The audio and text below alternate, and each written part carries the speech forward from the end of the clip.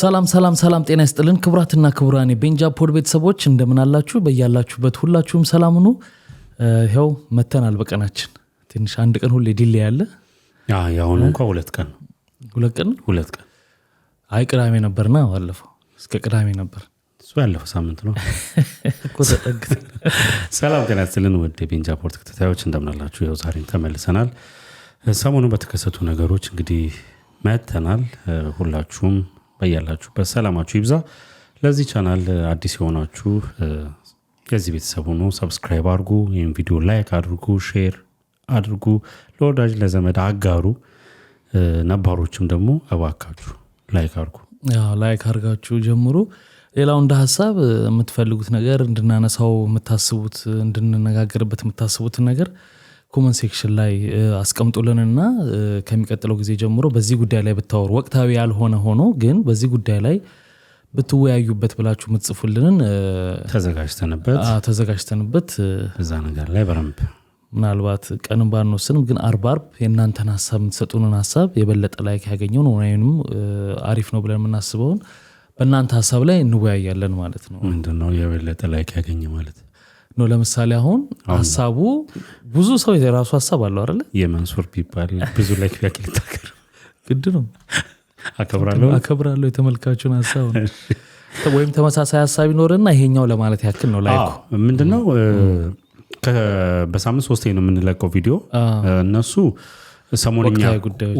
ሰሞንኛ ወቅታዊ ጉዳዮች ላይ ነው ሞር ኦፍ ፎከስ የምናደርገው ግን አራተኛው ከኛ እንዲሁም ደግሞ ሞር ኦፍ ከተመልካች ቢመጣ በዛ ላይ ምክንያቱም የነሱም ስሜት የነሱም ነገር መታከል ስላለበት ሐሳቦች ላይ ነገሮች ላይ እንደዚህ ነው ብትሉ እንወያይባቸዋለን ዝግጅትም ጊዜ ካገኘን በደንብ ደግሞ ተዘጋጅተንበትም ግድ ነው ይዘን መጣለን ማለት ነው ግን ይሁሉ ሲባል ሰሞኑን ያው አልጎሪዝም ብለናልና አይታችሁት እንደሆነ የሰሞኑ ቪዲዮአችን የኛ ብቻ ሳይሆን የሌሎችም ትንሽ እይታ ዩቲዩብ እንትን እያለው ነውና የኛም የሰሞኑ ቪዲዮዎች ጥሩ ስላልሆነ ወባካችሁ ላይክ አድርጉ መታዩ ሰዎች በራል ቪዲዮ እንዲወጣ እንጂ ያን ያህል ይነግሩናል ኮሜንት ላይ በቲቪ እኮ ስለማይ ነው ይባላል ግን ሪሞቷን ብድግ አድርጎ አንድ ስቴፕ ወደ ላይ ከዛ ወደ ቀኝ ከዛ ላይክ ማድረግ ይቻላል ያው ስልካችሁን at the same time ስታዩ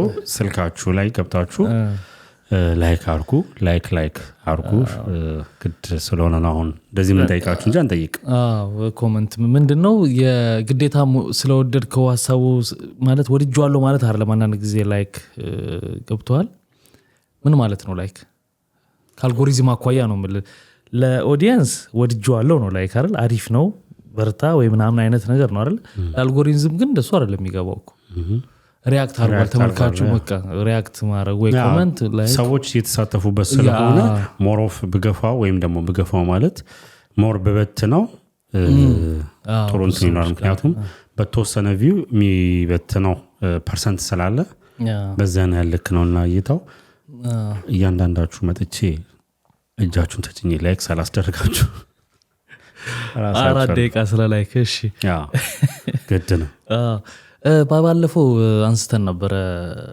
እንደ መግቢያ የአንድ ወንጀለኛ ነበር አነሳነው ለማስታወስ ያክል አልሰሙትም ከባንክ ቤት ገንዘብ አውጥቶ አንድ ሰው ይወጣል ከዛ ይከታተለዋል ከዛ ሰውየው መኪናውን አቆሞ ዞር ሲል ያንን ለመዝረፍ ሲሞክር ሰውየው ሲይዘው ሽጉጥ አውጥቶ ሌባው ሰውየውን ጎን ገሎት ይሄዳል ይሄው ሰውዬ ይሄው ወንጀለኛ ይሄን ሰው የገደለው ሰውዬ በሁለት ጥይት ነው የገደለው በሌላ ጊዜ ምሽት ቤት አዲስ አበባ እንትን ውስጥ ናይት ክለብ ውስጥ ስልክ የጠፋብኝ ብሎ አምባጓሮ ያስነሳል ከዛ ያን ስልክ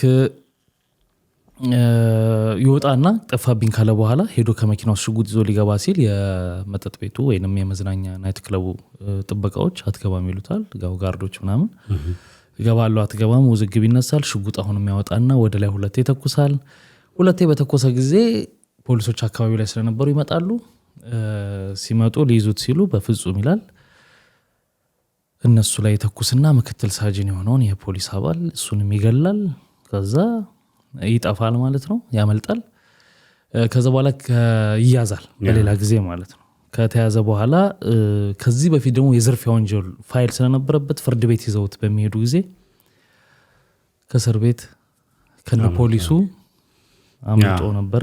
እስከዚህ አውርተነው ነበር። እስከዚህ ድረስ አውርተነው ነበር። አምልጦ እየተፈለገ ነው ምናምን ተብሎ ነበር። አሁንም በድጋሚ እንግዲህ ከተወሰነ ጊዜ በኋላ ጎንደር እንዳለ ይሰማና ጎንደር ምናምን ነበር የነበረው። ከዛ ፖሊሶች እዛ እንዳለ ይደርሱ እንትኑና እንደሚከታተሉት ሲያቅ ተመልሶ አዲስ አበባ ይመጣል። አዲስ አበባ ከመጣ በኋላ የሆነ ህንጻ ስሙ ጠፋኝ። እሱ ጀርባ ሌላ መኪና በቆመበት ሌላ መኪና ይዞ ከግብረ አበሮቹ ጋር አካባቢው ጠፋኝ። እዛ ይመጡና ብቻ አዲስ አበባ ውስጥ ነው ጎማ ይሰርቃሉ ማለት የቆመ መኪና ክሪክ ብሪክ አድርገው እንደሚፈቱ ታውቃለህ። መኪና አቁሞ ድንጋይ አስደግፈው ይላሉ። እሱን እየፈቱ ሳለ የመኪናዎቹ ባለቤቶች ይደርሱባቸዋል። እንግዲህ አመል አይለቅም አይደል? ሲደርሱባቸው ሽጉጥ ሁሌ ይዞ ነው የሚንቀሳቀሰው። አሁንም ሽጉጥ ያወጣና ከሚያሯሯጧቸው መካከል አንዱን በሁለት ጥይት ይለዋል። ግን አልሞተም፣ በከባድ ይቆስላል። ከዛ እንግዲህ ፖሊሶች እንደገና እንትን ብለው ተይዟል ተብሏል። አሁን ተያዘ እንግዲህ ካላመለጠ ማለት ነው። እንትን ነው ታውቃለህ። ያው የባለፈውም ነገረኛል። አሁን ይሄኛው ደግሞ አዲስ ያው የተቀጠለ ነውና ምን ጌምን እያሰብኩ ነው ታውቃለህ። ግራንድ ቴፍት አውቶ የሚል አለ። እሺ ተመልካቾች ታውቁታላችሁ። ግራንድ ቴፍት አውቶ አይደለና ላይክ በቃ እንደዚህ ነው። በስትጫወተው በፊት ጫወተው ነበርና እንትን ትላለህ። ኪለሮች አሉ ምናምን አውጥተህ ሰው ትሾታለህ። ጌም ነው ይመስላል። ጌም ነው ማለት አንደኛ ነገር መሰለህ። ያውላ ሰው ኦኬ የመጀመሪያው እንደዛ አውርተንበታል፣ አንመለስም ብዙም። ግን ጎንደር ሄደ። ከዛ እዛም ሊይዙት እንደሆነ ሰማ። አዎ እኮ አለው አጭፍራለሁ ማለት ነው። አዲስ አበባ መጣ ማለት የባሰው ነገር ብሎ ታውቃለህ። ስትሸሽ ወዴት ነው መሸሽ ያለብህ? ወደ እየወጣ ከቻልክ ከሀገር ነው መውጣት ያለብህ። እሱ እስቲ ብሎ ጭራሽ መሀል ከተማ ላይ መጣ። አዲስ አበባ ላይ መጥቶም አላረፈም። አዎ ጭፈራ ቤቱ ስም የሆነ ብላክ ላውንች የሚባል እንትን ቤት ነው እንትን ሲያደርግ የነበረው። በመሀል ላይ ስልክ የጠፋ ብሎ እንትን ያለበት ሲተኩስ የነበረውና አሁን ተይዟል ተብሏል። እንግዲህ ምርመራ ከፍተኛ ምርመራ እየተደረገበት ነው ተብሏል። ምንም የተመታው ነገር የለም። እንግዲህ እንትኑ ላይ ዜናው ላይ ለሰው ላውቁ ስሎ ምንም የሆነው ነገር የለም። እንግዲህ እናያለን። ወደ ያኛውስ ፖሊሱ ስለሱ አልተዘገበም። አይገርም? አብሮት የጠፋው ማለት ነው። ምንም ይዞት የጠፋው ለፍርድ እኮ ይዞት ይሄዳል። አሁን ላይ የሚገርም ነገር ትላንትና እንደውም አንድ ዜና እያየሁ ነበር። በጣም በሚገርም ሁኔታ አዲስ አበባ ላይ ስርዓት አልበኝነት ማለት በቃ ማንም ሰው ያስራል፣ ይፈታል፣ ማንም ሰው ደግሞ እርምጃ ይወስድብሃል አይነት ነገር ሆኗል። አትገኝምም። እንደዚህ አይነቱ ደግሞ በማን አለብኝነት የሰው ይሄ ልክ የውሃ ሽጉጥ ይመስል እያወጣህ ሰው ላይ ከባድ ነው። መስረቅ አንድ ነገር ሆኖ ሳለ እንግዲህ ያሳዝናል። በዚህ ሁኔታ ሆኗል ማለት ነው። እንግዲህ ለዛሬ ወሳኝ ያልነው ጉዳይ የምናነሳቸው ከዛ በፊት ቬሮኒካ እንግዲህ እዚህ ጋር ነች እኮ ታዲያ ቱር እያደረገች ነው በኢሮፕ ላይ አይደል? እስቲ ትቅረብ አትቅረብ እዚህ እንግዳ የምትሉ ሰዎች እንደ ቲክቶክ አንድ ቁጥር ጻፉ እንበል። አይሳታችሁ ናታ ትቀርባለች።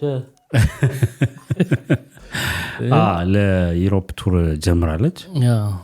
እንደውም የመጀመሪያው ስዊዘርላንድ ነበረ። አሁን ኔክስት ፈረንሳይ ፓሪስ ነው። ፓሪስ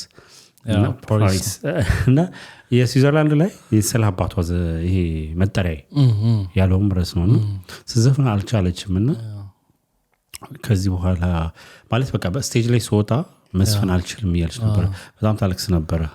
በጣም አይቼዋለሁ ተቆራርጦ ቪዲዮች ሰዎች የቀረጹትን እያለቀሰች ምናምን ነበር። ስሜታዊ ያደርጋል።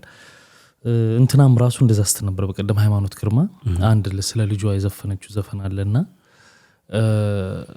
ለመሰለህ ልጇን እየተወቹ ነበር የምትሄደው ለስራ። እሷ በጣም ፍቅር መስጠት በነበረበት ሰዓት ስራው በጣም ከባድ አይደለ? ታውቂው የናይት ክለብ ስራ ምናምን ቀን ትተኛለህ፣ ሌሊት ትሰራለህ። ትንሽ ሰዓት ነው የሚኖርህ ቤተሰብ አይኖርም እና በጣም በዛ ጸጥታ ታደርግ ነበርና ለሱ የዘፈነችው ዘፈን ነበርና በፍጹም ለአመታት አልዘፍነውም ብላ ነበር እሱን ዘፈንና ከቅርብ ጊዜ ወዲህ 2 መድረክ ላይ ዘፈነችው የኢትዮጵያ ቴሌቪዥን ላይና ለዛውም በጣም ተጠይቄ ነው አለች። በቀደም እያየሁት ነበር እና ያስገባሁት 2 ዘፈን ዘፍናለሁ ብዬ የታወቁት ዘፈኖች አሉ አይደል ምናምን እነሱን ብዬ ነበር።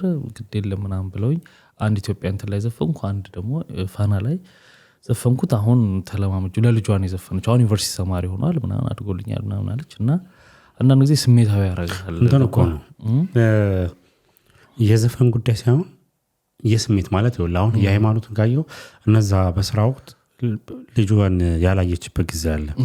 ለሱ እየኖረች ግን እሱን ያላየችው ጊዜ ልጅነት ደግሞ አንደርስታንድ ያደርጉት አለማድረግ ብቻ አይደለም ቢኒ አንተም ትጎዳለህ መሰለህ። ልጅነታቸውን ሳታጣጥሙ ይሄ እንደየእድሜያቸው አብረህ አንተ ጋር እንዲቀር የምትፈልገው ሚሞሪ ልጆች እንዲያገኙት የምትፈልገው ነገር ይኖራልና ከነሱም እኩል አንተም እንድትኖረው የምትፈልገው ነገር ታጣዋለህ። ገብቷል እንዳልከው ጠዋት ላይ ትገባለህ ተኛለህ፣ ማታ ደግሞ ስራን የሆነ ሰላም ለመባባል ወይ የተወሰነች ደቂቃ ነው። እሱ ደግሞ እንትን አይደለምና ትዝታዎች አሁን የቬሮኒካ የአባቷ ለሷ የከፈለው መስዋዕትነት ምናምን ነገር በሶስቱ ነገር ስታስበው ትንሽ ይነካል። ኦፍ ኮርስ ቬሮኒካ እንግዲህ አሪፍ ናት፣ ቀለል አድርጋ ነው ህይወቷን የምትኖረው። እንትን የሚለውን ክሊፕ አብራቸው እየሰራች ነበር አየውኝ ወጁቴ እኔ ዘፈኑን አላውቀውም አክቹሊ እና እንደውም የሆነ ምንድን ነው ብዬ ነበር። እሱ አሪፍ ነው ግጥሙ፣ ግን ቁርጥሩ አይደለም ቁማር ነው። ትዳር ያፈርሳል ህይወት ይበጠብጣል ምናምን ነው ግጥሙ ገባ እና አብራቸው እንግዲህ ጎበዝ ነች፣ ኮላቦሬት ታደርጋለች ሰዎች እንትን ላይ ከኦዲየንስ ዋጋ በጣም ቅርብ ነች እንትን አትርቅም። ታስዋይ ሰዎች በረምብ የሚቀበሏት እንትን የሚሏትና which is good። በተለይ እሷ ያጣችውን ነገርም እንዲያገኙም አንዳንዴ ከመጣህበት አይደለም የምታስበው እሷ ያጣችውን ነገር ሰዎች ብዙ አንዳንድ ኢንተርቪዎቿ ላይ ታዋቂ የተባሉ ሰዎች ምናምን ሲገፏት እንደነበር ምናምን ስትናገር ይሰማልና አሁን እሷ ደግሞ እዛ ስቴፕ ላይ ስትደርስ እዛ ጋር ያሉትን ሰዎች ላለመግፋት የምታደርገው ጥረት ነው ይበል የሚያሳይ ነው። በርቺ ለካዚ ነች በርቺ። እሺ እንቀጥል። በጣም ትልቁ ጉዳይ ሰሞኑን የዶክተሮቹ ጉዳይ ነው። ከዛ በፊት ግን እስቲ ስለ ትላንት የተፈጠረ ጉዳይ አለና የለቅሶን እኔና ወደ ጉዳዩ ለመግባት አንተ በጣም ቸኩልሃል። ሁሉም ጉዳይ ነው። ሁሉም ጉዳይ ቢሆንም ትላንትና እንግዲህ ከተፈጠሩ ጉዳዮች ውስጥ አንዱ በሰሞኑን ሰርግ ነበረ የአቶ ወርቅነህ ገበየሁ እና የዶክተር ተፈራ መክት እንግዲህ ሁለቱ አባቶች ልጆች ነበር። ሰርግ ነበረ፣ ሁለቱም ካፒቴኖች ነበርና በእንግዲህ አዲስ አበባ ላይ ትልቁ ሰርግ ተብሎ ትልልቅ የቀድሞ የሀገር መሪዎች አሁኖች ምናምን ነገር የተገኙበት ነበር። ብዙዎች አይታችሁታል ብዬ አስባለሁና እንግዲህ ትልቅ ሰርግ ነበረ፣ ወዳጅነት ፓርክ ነበረ፣ ትልቅ ነገር ነበረ እና ትላንትና በጣም በሚያሳዝን ሁኔታ የሙሽራው አባት ዶክተር ተፈራ መክት ትላንትና እንትን ሲመለሱ ከአዳማ ከሞጆ የመኪና አደጋ ህይወታቸው ከትላንት ወዲያ ትላንትና በ9 ሰዓት ነው ሞጆ ስላሴ ቤተክርስቲያን ስርዓተ ቀብራቸው የተካሄደው። እና በጣም አሳዛኝ ነበር። በጣም ምን ገባህ ከዚህ? ይኸውልህ ምንድን መሰለህ ቢኒ በቃ ህይወት ይሄ ነው። መጀመሪያ ይኸውልህ ሰርግና ሞት አንድ ነው ይባላል። ስሜቱ ይከብዳል። ገብቶሃል አይደል? በቃ ህይወት ይሄ ነው። ትልቁን ነገር አረክ፣ ምንም ነገር ኖርክ፣ ህይወትህ ያበቃል ከተባለ በየትኛውም ሰዓት በቃ አስበው እንግዲህ ሳምንት ኦልሞስት ሳምንት እኮ ነው ያ ፕሮግራም ከተካሄደ። ትልቅ ነው፣ ትልቅ ነገር ነው የልጃቸውን ወግ ማድረግ ማየት ማለት። ሊያውም እንግዲህ በጥሩ ሁኔታ እሳቸውም የተማሩ ናቸው፣ ዶክተር ናቸው። ልጃቸውን ደግሞ ካፕቴን አድርገዋል እና ብዙ ለፍተህ ጥረህ ከዛ ደስታህን አይተህ ኢቭን ደስታህን ሳታጣጥም ሳትጨርስ እንግዲህ ቅልቅል የሚባሉ ነገሮች አሉ በቤተሰብ በእሷ ቤት በእሳቸው በኩል በወንዱ ቤተሰብ በኩል ያን ሁላ ገና እኮ ደስታ አላለቀም ያና ከዛ በኋላ ግን የትና መቼ እንዴት እንደምትሞት ደግሞ አታውቅም። ብታውቅም ብዙ ጊዜ ምን ይመስልናል መሰለ ቢኒ ለኛ ሞት የሚመጣው ታመን አልጋ ላይ ወድቀን ሐኪም ቤት ሄደን ሆስፒታል ተኝተን እንረሳታለን እና ከዛ በኋላ ነው ሞትን ይመጣል ብለን የምናስበው ይሄኛው ነው ብዙ ጊዜ የሚሆነው ሀፕን የሚያደርገው ይሄ ድንገተኛው ደግሞ ከባዱ ነው ለምሳሌ ስትታመም አንድ ሰው ታሞ ምናምን ነገር ሲሆን እንደው እንደነዚህ አይነት ፕሮግራሞችን ለቆ አታደርጋቸውም አሁን ሰርግ ፕሮሰስ ነው ታይዋለህ ወደዛ እየሄዱ እንደሆነ ምናምን ሁኔታዎች እየለመደ ውስጥ እየተቀበለው ይሄዳል እንደዛ ይሆናል ሁኖስ አሁን አባት እንግዲህ ከሞጆ ሲመለሱ ወይ ከደስታ እየተመለሱ ሊሆን ይችላል ወይ እንደገና ደግሞ ወደ ደስታ ውስጥ ይሄዱናል ማለት ደስታ ማለት ወደ ፕሮግራም ገብቷልና እና እንግዲህ ያሳዝናል በጣም በቃ ምንም ህይወት እንዲ ከንቱ እንደሆነ ነው የሚገባው አው ይከባድ ነው ማለት ሀዘኑ ለሷ ለቋሚዎች ቀላል አይሆንም ደስታቸውን አጣጥመው አልጨረሱት ሁሉ ጊዜ ሰርጋቸውን በምን ያስታውሱት ሁሉ ጊዜ ሰርጋቸውን ሲያስታውሱት አብሮ ተያይዞ ይሄ ነው የሚመጣው አንድም ደስ የሚለው ነገር የሆነ የምትጽናናበት መሰለ ኦኬ ደስቴን እንኳን አይቶት ሞተም ትላለህ አዎ አት ሴም ታይም ደግሞ ያህን እንትነን አባት ማለት ስትረጋጋ ነው የምትለው በዛት ከባህር መስቀልቀል ነው ስሜቱ በጣም የሚከብድ ስሜት ነው ያለው ለስንት ዝግጅት ገና እንዳልከው ቀጣይ ዝግጅቶች አሉ ቀጣይ ደስታዎች አሉ እነሱ እየታሰቡ ባለበት ሁኔታ ግን ብዙ ቤቶችን አንኳኩቷል የሚገርም ነገር አሁን ይሄ በሚዲያ ላይ ስለወጣ እንትላለ እንጂ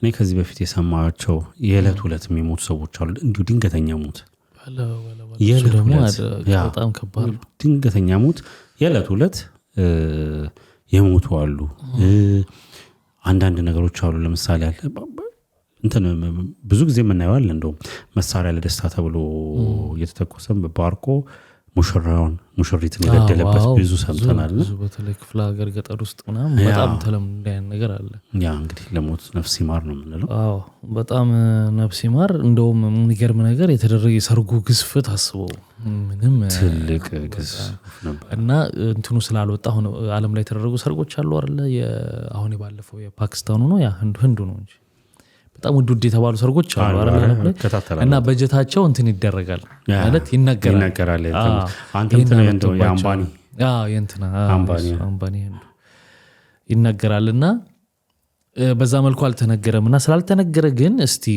ባደረጉት ሰርግ ላይ ምን ያህል አውጥተው ይሆናል የሚለውን ካልኩሌት አረጉ ሰዎችና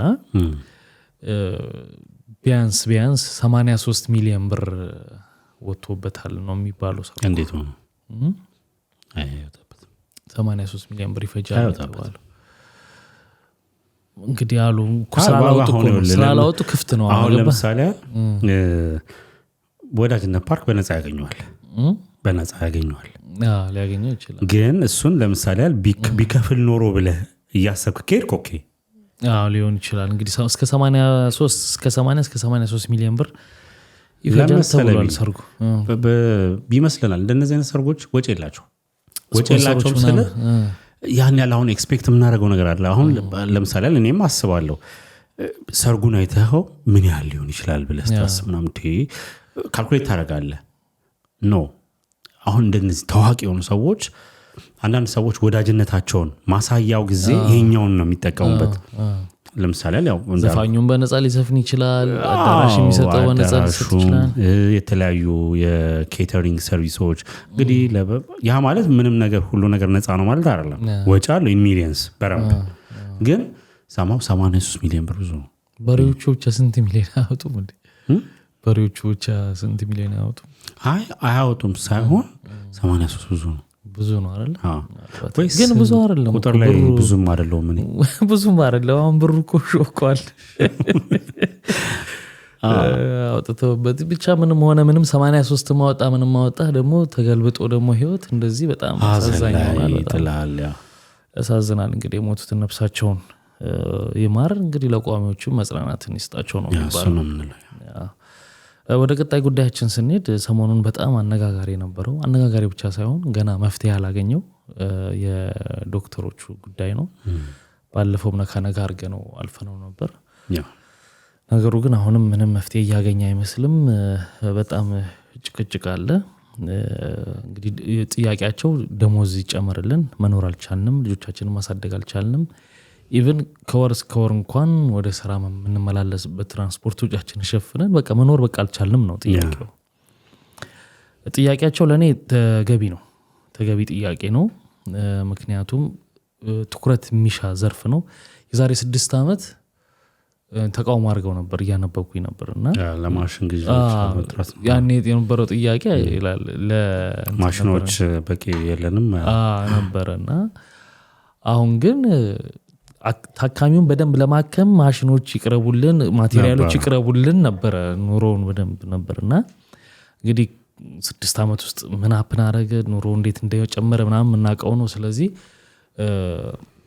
አሁን ግን ለራሳችንም መኖር አልቻልንም የሚል ነው ሀሳባቸውና እስቲ እንሂድበት።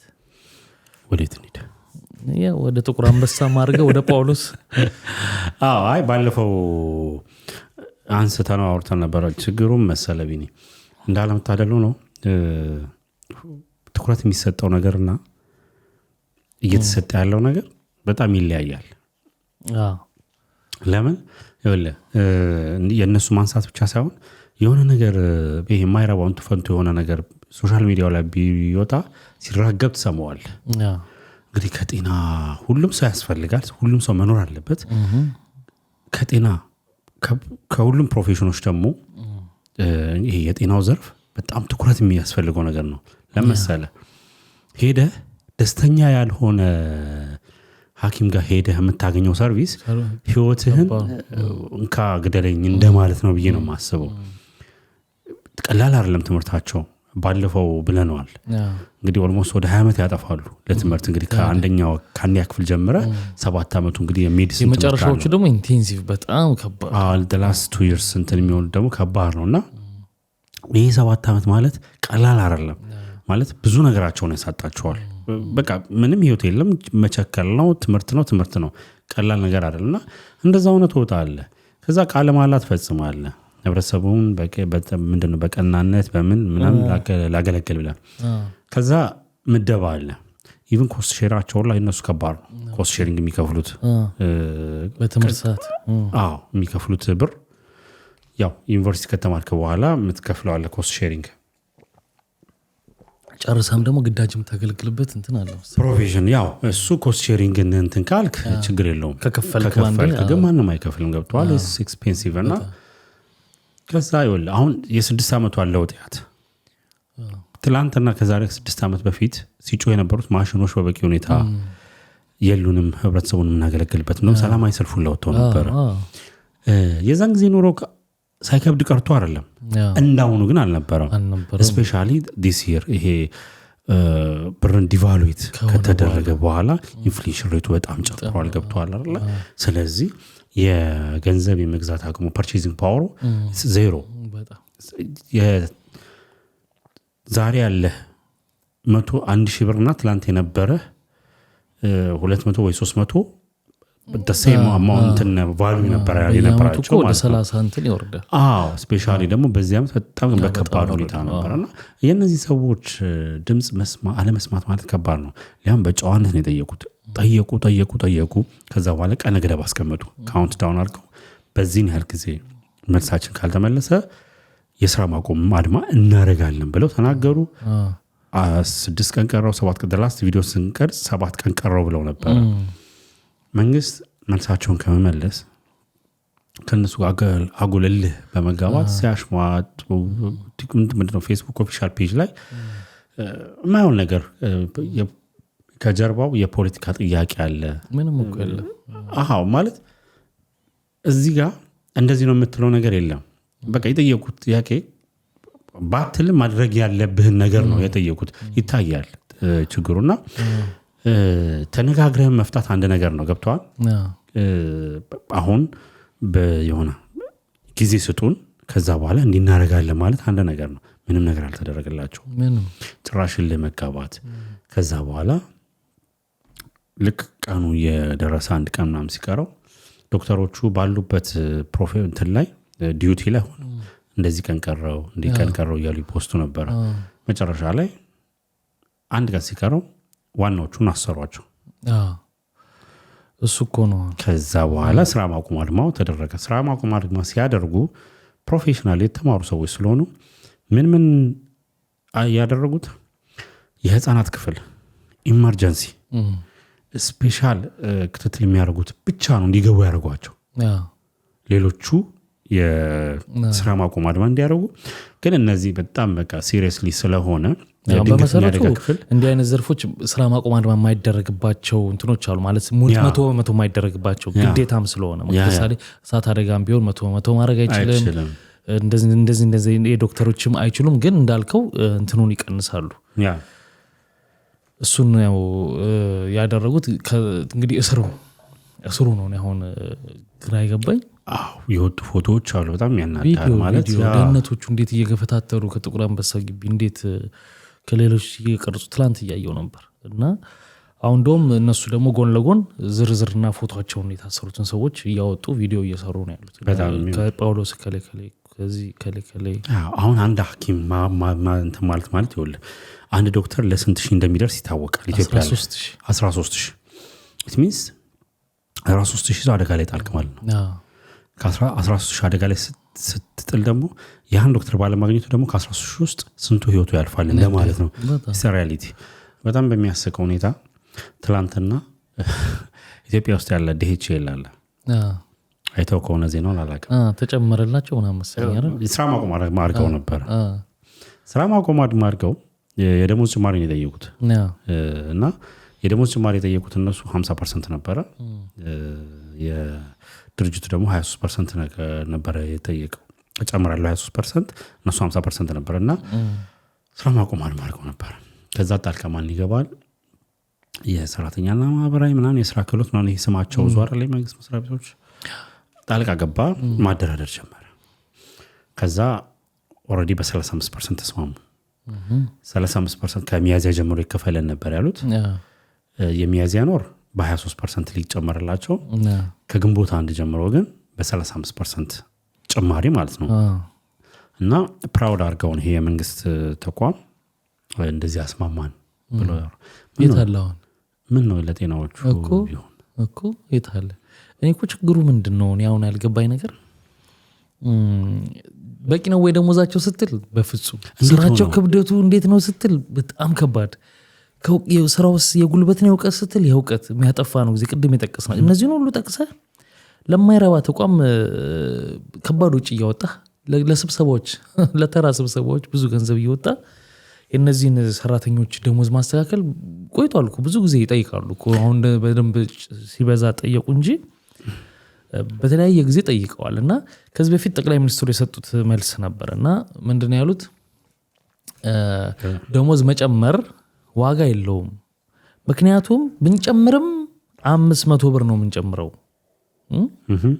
ወይ 500 ወይ ከ500 በቃ በሺ ቤት እንኳን አይገባም ነው እና ይሄንን ገንዘብ ጨምረን የባሰ ኢኮኖሚው ላይ ጫና አንፈጥርም ይሄን ለእናንተ ስንጨምር ገበያው ደሞዝ ለሰራተኞች ተጨመረ ተብሎ ገበያው ዘይቱ ምኑ ነጋዴው ይጨምራል እዛ ዋጋ ዞሮ ያው ነው ስለዚህ መጨመሩ የባሰ ኑሮን ያስወድደዋል እንጂ አያስተካክለውም አይነት ነገር አሉ ጥሩ ሐሳብ ነው እኔም አሁን ይሄንን እስማማበታለሁ ምንድነው መስማማበት መሰለ ኦኬ አትጨምርለት ግን እንትኑን ገበያውን እንኳን ማረጋጋት መቻል አለበት ደሞዝ ማጨመር ከሆነ ኑሮውን ማስተካከል አለበት አይደል አዎ እሺ ወልዴ በደሞዝ መኖር እንድትችል እሱ ነው አሁን እሱ መሰለ ከጨረስ ካላቅም ባጨርስም ቀጥላለሁ ኤኒዌይስ አድማስ ካረቀ እንትን ይወለ ኢን ፕሪንሲፕል ደሞዝን የመጨመር ሁኔታ ሳይሆን ኢኮኖሚ የማረጋጋት ነገር ካለ እሱ ነው እኮ ዞሮ ዋጋ ደሞዝ ባጨመርም ችግር የለውም ለምን ኢንፍሌሽን ሬቱን ካሳነስከው ኢኮኖሚው የተረጋጋ ስትሮንግ ጂዲፒ በረምብ ሞር ስቴብል ሆኖ ያደገ ከሆነ ግሮስ ዶሜስቲክ ፕሮዳክት እንትን ያለ ከሆነ ማለት ነው ገብቷል በረምብ ገቢ አለ ማለት መንግስት በበቂ ሁኔታ ገቢ ስላለው ጤናማ ንግድ ሲኖር ሁሉ ነገር የተረጋጋ ሲሆን እምትገዛ ገንዘብ ቫልዩ ይኖራል ማለት ለምሳሌ ወደዚህ ሀገር እንምጣ ለንጽጽር ባይበቃ እንደ ምሳሌ እናንሳው አሁን እዚህ እኔ በፊት መጥቼ ልክ እንደመጣው አንድ ሰው $2,000 $2,000 ደሞዝተኛ ዶላሩ ከአሜሪካዋ ነገር አኛ አሜሪካን ሶሪ እናት ሀገር አሜሪካ ምንም ማድረግ አይቻልም እና ሄጄ የሆነ ሱፐርማርኬት ላይ 1 ሳንቲም ቫልዩ አለው እዚህ የምትገዛቸው እቃዎች በጣም በሳንቲም ናቸው ነዳጅ የምትቀዳው በሊትር በ1 ብር ከምናምን ነው አንድ የሆነ 15 ሳንቲም 13 ሳንቲም ጨመረ ሲባል ነው የሚባለው ትልቅ ነገር ነው ዘይት 1 ሊትሩ 1 ብር ምናምን ነገር ኢማጂን እነዚህ ሰዎች አምራች ሆኖ አይደለም እንግዲህ እነዚህ በኢንዱስትሪ ነው የሚታወቁት እንጂ ይሄ አግሪካልቸራል ይሄ ኢምፖርት ነው በተለይ ምግብ እንትኖች ወደ ኢምፖርት ነው የሚደረጉት ኤክስፖርት የሚያደርጉት እነዚህ ይሄ አውቶሞቲቭ ላይ ትልቅ ሄቪ ማሽን ኢንዱስትሪ እንትኖች ላይ ነው ሞር ፎከስ እዚህ ሀገርና ይሄ አልኩኝ ስለዚህ ትኖራለህ ለምን ያው ኢኮኖሚ ተረጋጋ ነው ነጋዴው ስግብግብ አይደለም ልስገብገበን ቢል ሲስተሙ አይፈቅድለትም ገብቷል አይደለ ሁሉም ፕሮፌሽናል አክብሮ ይኖራል ደሞዝ ተጨመረ ሲባል ስንት ነው እዚህ ሀገር 50 ሳንቲም 1 ብር ታዲያ እንደሱ እኮ ነው በሰዓቱ በህይወት ቫልዩ አለው በጣም ትልቅ ቫልዩ አለው ኢትዮጵያ ላይ ስትመጣ ኦኬ ያንን ጠቅላይ ሚኒስትሩ ክሊር ለማድረግ ስሪ ሚስ አንደርስታንድ እንዳትደረግ ችንቀል በሰዓቱ ላይ ነው 50 ሳንቲም ደሞዝ ተጨመረ ሲባል የወሩ ላይ 50 ሳንቲም እንዳልሆነ ለማስገንዘብ ያ ይረዱታል በዚህ ሀገር የወራይ ደሞዝ የሚባል የለም አለ ግን ያው በሰዓት ለምልህ ሲጨመር ሰዓቱ ላይ ነው የሚጨምረው በሰዓት ነው አንተ ካልኩሌት የምታደርገው ደሞዝ እንጂ እንትን አይደለም እና ኤኒዌይስ ኢትዮጵያ እንግዲህ ጠቅላይ ሚኒስትሩ በዛ ሰዓት ባሉበት ሰዓት ኦኬ አሁን ላይ በዚህ አመት ብራቹ እንዲቫሉት አድርጉ ተብሎ ዶላር እንዲጨምር ተደርጎ ኢኮኖሚው እንዲል በተለያዩ አገልግሎት መስጫ ላይ ተጨመረው ጭማሪ አለ በኤሌክትሪክ ላይ በግብር ላይ በመናምን ላይ ሰው እንዴት ይቋቋሙ እንዴ በፍጹም እነዚህ ዶክተሮች እነሱ ቀድመው ወጡ እንጂ የሌላው ህብረተሰብ ጥያቄ ነው ያቀረቡት ገብቷል አይደል ሁለተኛ ኦኬ ባጀት ነው አይደል ስለዚህ ጥናት ይፈልጋል ኦፍ ኮርስ መነጋገር ይፈልጋል ብትጨምር ምን አይነት ነገሮች ሊከሰቱ ይችላሉ የሚለው ነገር በረም በማየት አለብህ ምክንያቱም አሰብስፎ የሚጠብቅም ነጋዴ አለ ኢን አድቫንስ ነገሮችን ለመጠቀም እነዛን ነገሮች ሁላ እስከታስተካክል ተቀራርበህ ተነጋግረህ ለቅድም እንዳልነው ይሄን ያህል ጊዜ ስጡን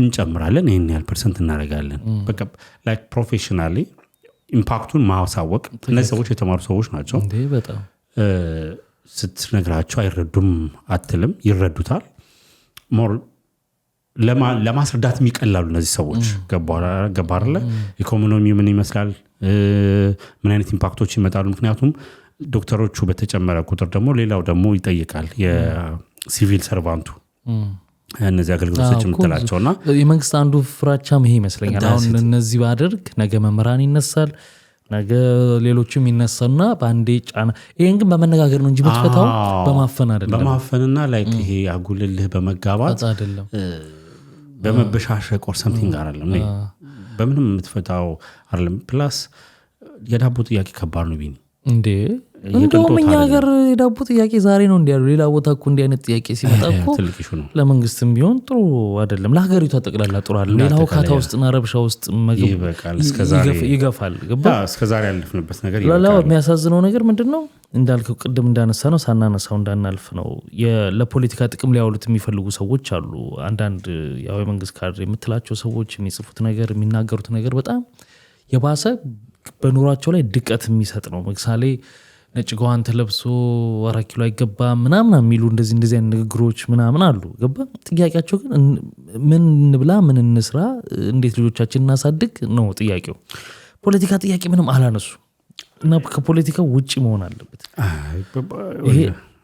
ይሄ እንደገና ምንድነው በቁስላቸው ላይ እንጨት መስደድ ነው አላሉም የፖለቲካ ሰዎች አሉ ሌላው አንዳንድ ይሄን ነገር እንዴት እንደምናየው አላውቅም ምን አሉ መሰለ ስራ ማቆም አድማ ካደረጉ መጀመሪያ ጥያቄያቸውን ያዝልኝ ጥያቄያቸው ደሞዝ ይጨመር ነው አይደል ስራ ማቆም አድማ ካደረጉ ከግል ሆስፒታሎች ማድረግ አለባቸው ሁለት ቦታ የሚሰሩ አሉ ለምሳሌ አይደል መንግስት ሆስፒታል እየሰራ ግል ጋር የሚሰራ አለ ለምሳሌ አይደል ስለዚህ ካረጉ ለሀገሪቱ አኩል ሐኪሞች እስከሆኑ ድረስ ከግል ቦታም ማረግ አለባቸው የሚል ጥያቄ ይነሳል ይሄንን እኔ ደግሞ አልቀበልም ለምን ሙሉ ለሙሉም ግል ጋር የሚሰራ ይኖራል እኮ የነሱ ቁስሌ ነው ብሎ አብሮ ከጎናቸው ሊቆም ይችላል እንጂ ስራውን አያቆም ለምን እዚህ ጋር ጥያቄ የለበትም የሚገባውን ክፍያ ያገኘ ከሆነ እሺ ጨርስና ጥያቄው የመኖር ጥያቄ እየኖር አሁን ለምሳሌ በግል ጋር የሚሰሩ ዶክተሮች አሉ ክሊኒክም ያላቸው ዶክተሮች አሉ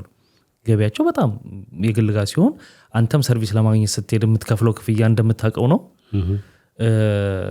እንደገና ደግሞ የሚከፈለው መዛ የሚሰራው ሰው ጥሩ ደሞዝ ነው የሚያገኘው ገባ ስለዚህ ይሄ ዶክተር ተነስቶ ከነሱ ጎን ለመቆም የነሱን ሐሳብ ትክክል እንደሆነ ያለፈበትም ስለሆነ ለመደገፍ አኳያ ካልሆነ በስተቀር የደሞዝ ጥያቄ የለበትም እሺ ጨርስ የለበትም ስለዚህ ግዴታ ግል ቦታ ያለው ዶክተር እንደዚህ ዘግቶ ምናምን የሚለው ነገር ብዙ አንዳንድ ነገሮችን ሳንረሳ ነው የምናወራው ህክምናው ላይ ችግር አለ ወይ አዋል ብዙ ጊዜ የሚፈጠሩ የህክምና ስህተቶች አሉ በግል ቦታ ስትሄድ የሚሰጡ ሰርቪሶች የማስተናገድ ምን አለ አይደል መንግስት ጋር ምናምን እነዚህ ችግሮችን ትተን አሁን የመኖር ስለሆነ ጥያቄው ስለመኖር ስለምናወራ ነው ይሄን ምንም እንዴት ታየዋል ይሄን የግል የተባለው ይኸውልህ ቢኒያንት ሲምፕል ነገር እነዚህ ሰዎች ጥያቄ ያቀረቡት የግል ጋር እየሰሩ ቢሆኑ ጥያቄ ያቀርቡ ሲጀምር ፉል ታይም የመንግስት ተቀጣሪዎች ናቸው ፓርት ታይም ነው የግል የሚሰሩት ለምሳሌ ያህል ፉል ታይም የግል ሆስፒታሎችና ክሊኒኮች የሚሰሩ ዶክተሮች አሉ ፓርት ታይም የሚሰሩ የግል ዶክተሮች የግል የሚሰሩ ይኸውልህ እነዚህ ዚጋ የጠየቁ ሰዎች ፉል ታይም የመንግስት ሆስፒታል የሚሰሩት ናቸው it means እዚህ ጋር እየተዳደሩ ያሉት ከመንግስት በሚቆረጥላቸው ደሞዝ ብቻ ነው የግል ሄደው ፓርት ታይም ቢሰሩ ምን ያህሉ ዶክተር ይሰራል ስራ እድል የለም እኮ ጥቂት ዶክተር ስራ አጣው ብሎ የሚለምንበትና የሚያለቅስበት የቅርብ እንግዲህ ሰይፉ ላይ ያየናቸው ነገሮች አሉ ያቺ ዶክተር ያ ሁሉ ነገር እያየን ለናቴ እንደዚህ ማሰሪያ ደውላ ካለ ብላ ስትል 2 ሳምንት ሙሉ ዘጋዋት ከዛ አይ ልጄ በቃ ተው ብላኙላ ብሎ ሶሻል ሚዲያው ላይ በቅርብ ያየነው ጉዳይ እንዴ እሺ አዲስ ለምን ይወላ እኔ አንዴ የሚያናደኝ ነገር ልንገርብኝ የሆነ ጥያቄ ጠይቅ አዲስ አበባ ነው ፎከስ የሚደረገው አዲስ አበባ የግል ሆስፒታሎች ይኑሩ የትኛው ከክልል ከተማ ወደ ሌሎች ክልሎች ስትወጣ እንደ የክልል ከተሞች ላይ ዋና ከተማ እንደው መቀሌ ባህር ዳር አዳማ ሐዋሳ ብለ ካላልክ በስተቀር እስቲ ወደ ውስጥ ደግሞ ገባበል የትኛው የግል ሆስፒታል ላይ ያለው እዛ ከመንግስት ጤና ጣቢያ ሆስፒታሎች ምናምን ውጪ የለም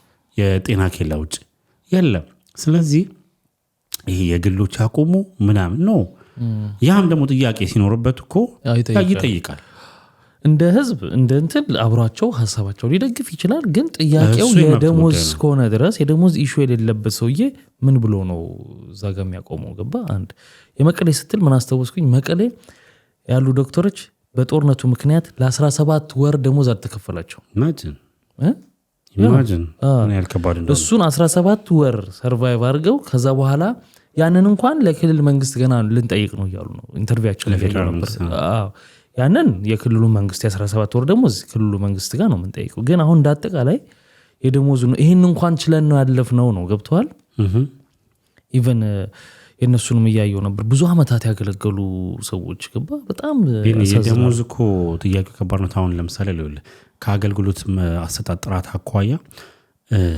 ስለ ዳቦ ያሰበ ቆይ ማታ በምን ትራንስፖርት ነው የሚሄደው ልጄ የሆነ ነገር ጠይቆኛል ከማለበት ደር ነው ይያለ የሚሰራ ሰርጂን የሚያክም ሐኪም ራሴን አሞኝ ሆዴን እንደዚህ አድርጎኝ ጧን የጀመረኝ ስትለው እሱ ያኛውን ነገር ያሰበ ከዛ በኋላ ሊያዝልህ የሚችለው መድኃኒት ማወቅ ቀላል ነገር ነው በሽተኛ ደግሞ ትሪትመንት ይፈልጋል ውስጡ ደስ ያላለው ሐኪም እንዴት አድርጎ ነው ካንተ ጋር በፍጹም አይሆንምና የነዚህ ሰዎች ጥያቄ ቢመለስ እሳየው ነው መመለስም አለበት እና ደግሞ እነሱ ብቻም ሳይሆን ሌላው ማህበረሰብ መጠየቃል። ምክንያቱም ከፈጣሪ በታች ያሉ ለጤና ማስቀጠል ዶክተሮች ናቸው። በቃ ምንም ጥያቄ የለውም እና ሁሉም ማህበረሰብ ከጎናቸው ሊቆም ይገባል ባይነኝ። እንግዲህ ክቡራትና ክቡራን እናንተስ ጨርሰን አይደል?